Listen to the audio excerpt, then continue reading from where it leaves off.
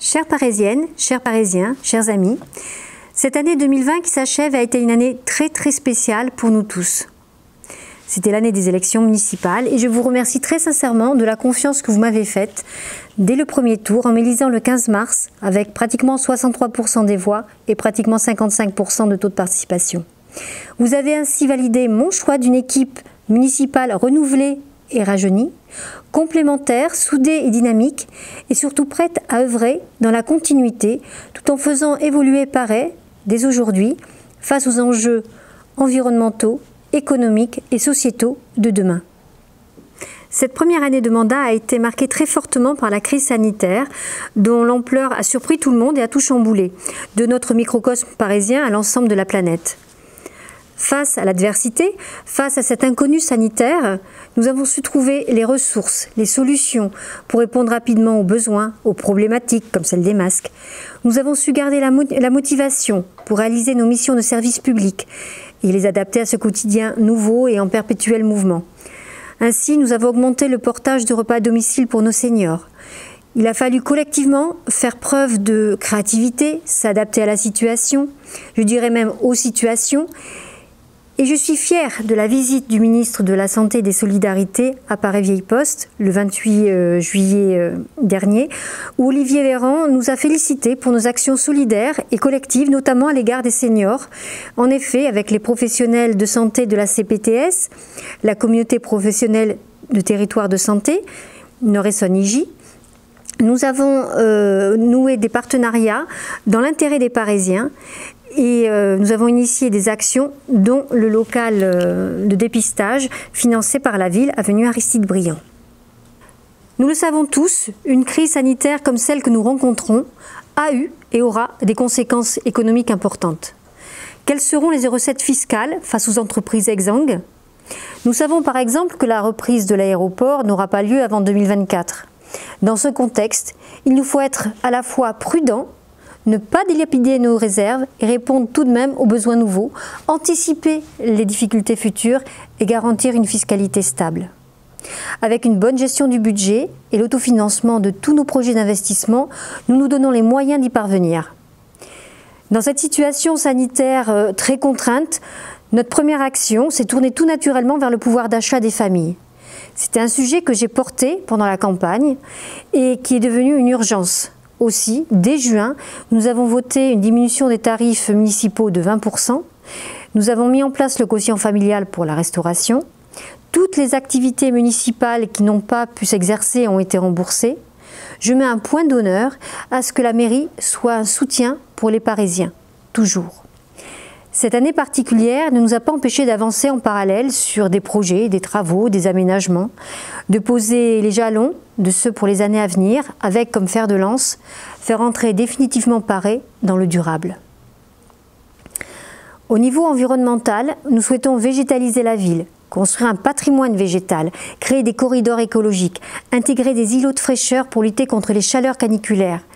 Ainsi, ces points seront systématiquement intégrés dans chaque rénovation, dans chaque construction. De même, nous avons inscrit dans nos missions d'inciter chacun aux gestes environnementaux et à la biodiversité. Cela se traduit par exemple par la mise à disposition gratuite auprès des administrés de broyeurs de végétaux qui permettent ainsi d'alléger la collecte des déchets et également de protéger les plantations de chacun des grandes chaleurs ou des grands froids. Les gestes environnementaux, c'est aussi la propreté et la chasse aux nouvelles pollutions que nous rencontrons, telles que les masques. Là encore, nous cherchons à éduquer chacun au civisme, à la responsabilisation. Ainsi, les services techniques ont pensé et construit des poubelles à masques, initiative reconnue et saluée au-delà de la ville. Je tiens d'ailleurs à remercier mille fois, tous les services qui nous ont apporté rêve, bonheur et magie dans cette sombre fin d'année. Qui n'a pas frémi devant les décorations d'Halloween, qui n'a pas été emporté, émerveillé par les décorations de Noël, et qui n'a pas suivi le Père Noël dans son camion rouge le 24 décembre au soir dans les rues de Paris-Vieille-Poste. Créer de la synergie, du bonheur, afin que chacun soit fier d'être parisien, est essentiel. Concernant les travaux et de façon non exhaustive, beaucoup ont été entrepris ou finalisés en 2020. Ainsi, Dès février, nous inaugurions notre hôtel de ville dont la réfection a permis la mise aux normes de l'accessibilité, sa modernisation, son isolation et son agrandissement. Le monde présent ce jour-là a bien traduit l'attachement des Parisiens à ce bâtiment et leur grande satisfaction quant aux résultats. Cet été, nous avons complètement refait le parking quartier qui est passé au vert afin de remplacer le bitume classique par un revêtement drainant qui ne retient pas la chaleur avec la mise en place de récupérateurs d'eau souterrains et une végétalisation partielle. Au niveau du cimetière et du stade de Coubertin, une trentaine d'arbres, oliviers et lagestrémia, ont été plantés. Profitant des différents travaux d'assainissement, nous avons refait le parvis de Tabarly, en privilégiant une végétalisation et la mise en place de bancs refuges au service de la biodiversité en ville. Avenue du Général de Gaulle, 2 portions, au niveau de l'école Paul Bert et au niveau de la rue Charcot, ont été refaits. Ainsi, nous en avons profité pour refaire les chicanes de Paul Bert et au niveau du second tronçon, nous avons refait et réaménagé la voirie pour affirmer le sens unique et clairement identifier les voies de bus. Dans le même quartier sud, au niveau de la Fargue, après concertation avec les riverains en 2019, en novembre 2019, nous avons réaménagé le stationnement, les passages piétons et nous avons introduit encore une fois de la végétalisation en installant des jardinières en pleine terre. La toiture de la salle Cassin a été refaite. Au niveau des écoles, nous n'avons pas chômé non plus. On peut citer les travaux de l'accueil de loisirs élémentaires dans les locaux de l'ancienne restauration au niveau de l'école Jules Ferry. Un beau projet dont le résultat s'annonce magnifique. Les sanitaires des enfants de l'école Jules Ferry et les sanitaires et escaliers du gymnase Cartier sont désormais accessibles aux personnes à mobilité réduite. Il y a eu la construction d'un magnifique et très pratique préau à la maternelle Victor Hugo avec un toit végétalisé et équipé de brumisateurs. La toiture de l'école a également été refaite. Le multi-accueil des Lucioles et le relais d'assistants maternels ont été équipés de climatisation pour permettre aux tout-petits et aux agents de supporter les épisodes caniculaires. Dans les écoles, chaque classe a été pourvue d'un ventilateur. Avec cet été compliqué, toujours submergé par cette crise sanitaire, l'organisation des vacances pour les jeunes Parisiens a dû être revisitée au plus vite. Avec l'impossibilité d'organiser des colonies, toutes les activités ont été repensées sur la ville ou autour de la ville. Il était crucial pour nous, après une longue période de confinement, sans école, sans échanges sociaux, d'accompagner correctement les enfants et les jeunes et leur permettre de se réadapter au vivre ensemble et aux nouvelles contraintes comme le port du masque. Et bien là encore, chapeau aux services qui ont permis à tous de passer un merveilleux été, entre soirée barbecue, sortie vélo, sortie Saint-Chéron, animation à la coulée verte, patinoire à Viry. De plus, nous avons investi dans un nouveau véhicule de transport adapté, mutualisé entre l'espace senior et l'espace jeunesse, qui permet ainsi de déplacer des petits groupes du club ado.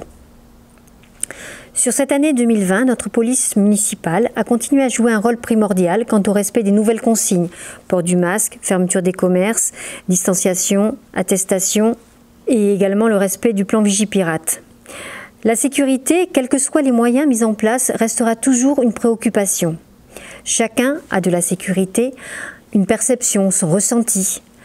Un cambriolage ou un vol de voiture, relayé via les réseaux sociaux, a, ici ou ailleurs, comme partout, un pouvoir d'action énorme sur le ressenti.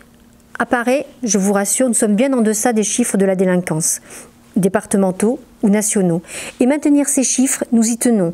Nous en donnons les moyens. En plus des 2 ASVP, nous avons embauché un nouveau policier municipal et une nouvelle assistante pour optimiser l'efficacité et les actions auprès des Parisiens. Soit au total une équipe de police municipale de 14 personnes. Car la sécurité, c'est aussi la surveillance des domaines divers, comme l'opération Tranquillité Vacances, la prévention, la pédagogie avec le permis piéton en partenariat avec l'Éducation nationale.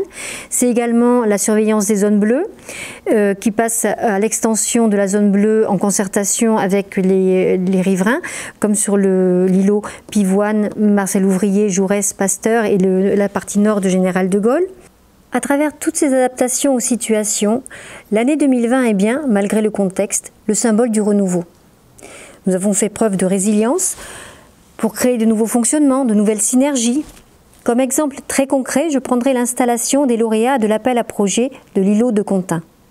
Car il n'implique pas que la mairie, mais également des citoyens qui ont des idées, qui ont été choisis par d'autres citoyens pour développer des activités nouvelles ou innovantes, Ainsi, à l'association lauréate Et toi tu fais quoi, dont l'objectif est de sensibiliser aux enjeux environnementaux, notamment par la réduction des déchets et par le réemploi, s'est naturellement greffé une AMAP qui œuvre pour le maintien d'une agriculture paysanne.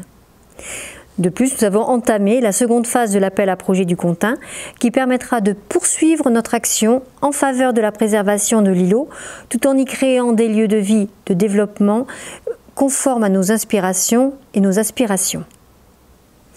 Après une année 2020 terrible mais porteuse de renouveau, nous nous sommes tous souhaités une année 2021 des meilleures. Même si son démarrage semble compliqué, nous devons continuer d'être confiants, responsables, optimistes. Personnellement, je le suis. Alors je vous propose, encore une fois, de me suivre sur ce chemin pour cette nouvelle année.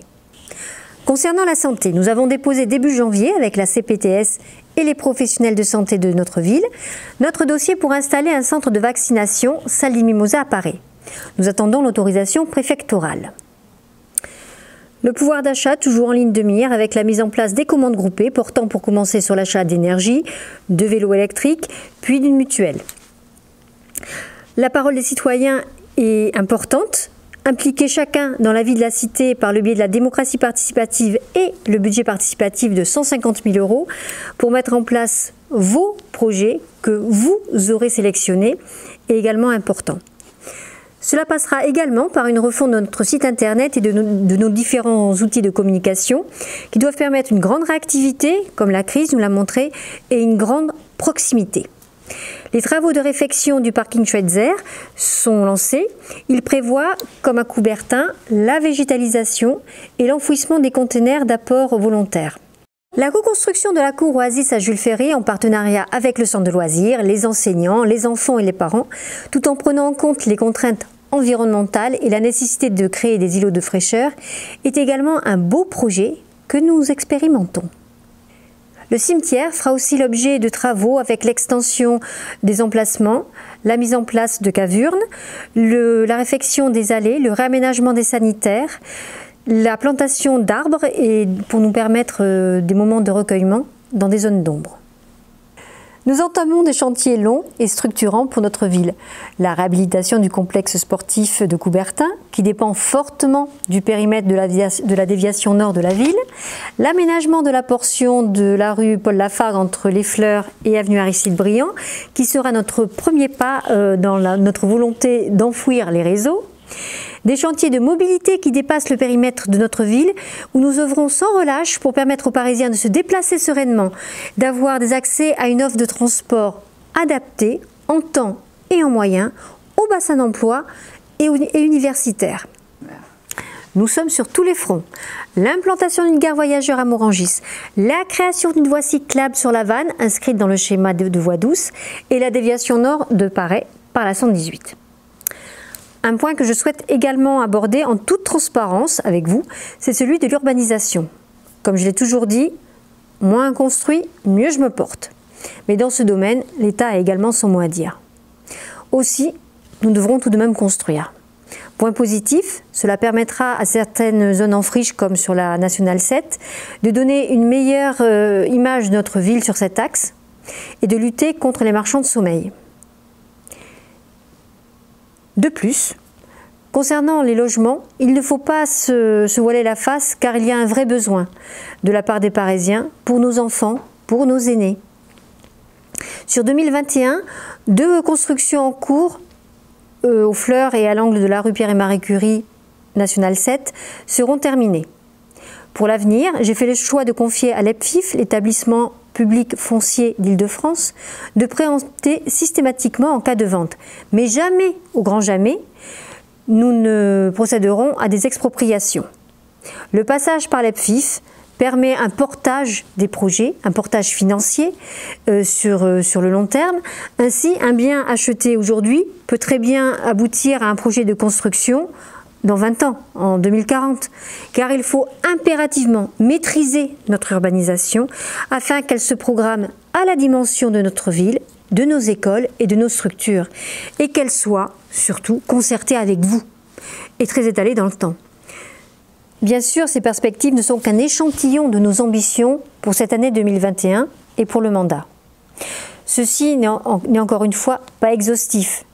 Je n'ai pas parlé des ruches que nous implanterons en Paray, du bio dans la restauration que nous voulons monter progressivement à 99% sur le mandat, de l'isolation de l'école Paul Bert, de la culture et des enseignements artistiques qui ont toujours une place de choix pour le plaisir de chacun, et des commerces, entreprises, artisans, restaurateurs que nous souhaitons soutenir de façon organisée. Des Mélèzes qui pâtissent énormément de la conjoncture actuelle, de Saint-Chéron qui doit être un appui à notre restauration bio, de la montée en puissance du service enfance, jeunesse, sport et loisirs pour mettre les Parisiens en mouvement. Non, je ne pourrais pas tout vous dire, mais oui, nous avons des souhaits pour 2021 et pour notre Paray. Et je vous invite à les suivre au fil des pages de notre magazine municipal et sur les différents réseaux. J'aurais voulu vous recevoir, comme traditionnellement à l'occasion de ces vœux. J'aurais voulu vous témoigner à tous ceux qui ont été touchés de près ou de loin par cette pandémie, leur témoigner de ma compassion, de mon soutien. J'aurais voulu embrasser tous ceux qui ont perdu un être cher. J'aurais voulu que nous échangions autour d'hier, d'aujourd'hui et de demain. J'aurais voulu exprimer mes remerciements à tous ceux qui ont œuvré cette année pour nous protéger. J'aurais voulu que nous soyons juste ensemble, sans filtre et sans masque. Alors je fais le vœu de recréer des moments festifs et conviviaux. Je fais le vœu que nous puissions être de nouveau réunis. En attendant ce moment, je prends l'engagement de venir à votre rencontre et de tout mettre en œuvre pour vous accompagner dans cette période difficile. Je remercie mon équipe qui œuvre à mes côtés dans cette belle mission d'élu qui est la nôtre, celle d'être à votre service et au service de l'intérêt général de Paray. Cette mission que vous m'avez confiée. Je souhaite remercier les associations et les bénévoles dont l'engagement permet de tisser des liens de notre société. Et le monde associatif montre chaque jour sa vitalité et son engagement au service des Parisiens malgré le contexte. Je souhaite remercier notre conseil municipal des jeunes pour leur investissement et leur dynamisme. Je remercie les enseignants qui, pour le salut de l'éducation de nos enfants, n'ont pas baissé les bras face à la situation très complexe. Je souhaite remercier nos commerçants, entrepreneurs, restaurateurs et artisans qui sont la base de la convivialité dans une petite ville comme la nôtre et qui sont des biens bien essentiels. Je souhaite remercier les agents municipaux pour leur engagement sans faille, chaque jour et encore plus tout au long de cette année et tout au long de la crise sanitaire. Je suis très fière, pour nous tous, d'avoir à nos côtés des équipes aussi investies pour leur ville et leurs administrés. Je ne pourrais pas vous dire à quel point je suis fière et honorée d'être le maire de Paray-Vieille-Poste, d'être votre maire, et vous dire combien administrer Paray n'est pas une mission facile, mais ô combien gratifiante. Aussi, je vous souhaite à vous et à tous ceux qui vous sont chers une belle et une heureuse année 2021. Merci.